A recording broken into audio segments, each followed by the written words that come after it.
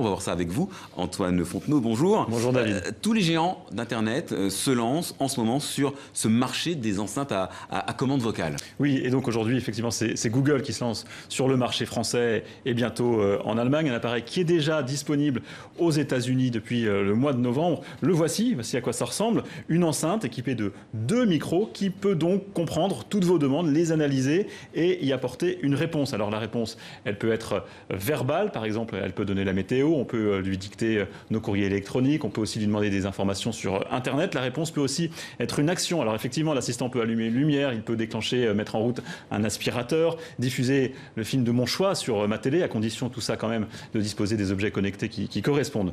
Et effectivement, Google est loin d'être le seul à se lancer sur le créneau. Amazon vend déjà son Echo, c'est le nom du produit, dans 5 pays. Apple va lancer une enceinte connectée à la fin de l'année et il se murmure que Facebook préparerait aussi un produit du même type. Alors ces appareils, ce sont malgré tout des micros installés de façon permanente à domicile.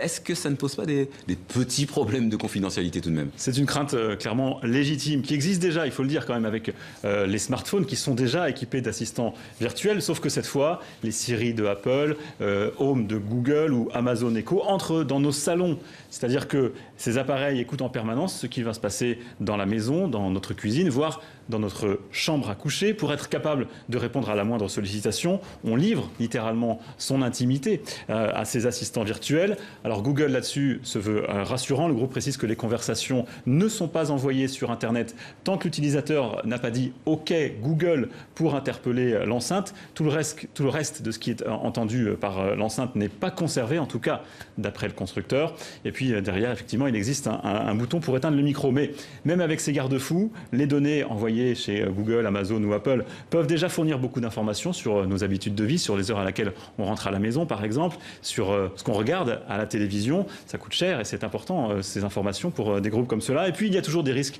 de piratage. Un chercheur a montré pas plus tard que mardi qu'il était possible d'installer un logiciel espion précisément dans certains produits, dans certaines enceintes du groupe Amazon. Autant d'inquiétudes qui sont sans aucun doute des freins à l'achat de ces produits par les consommateurs.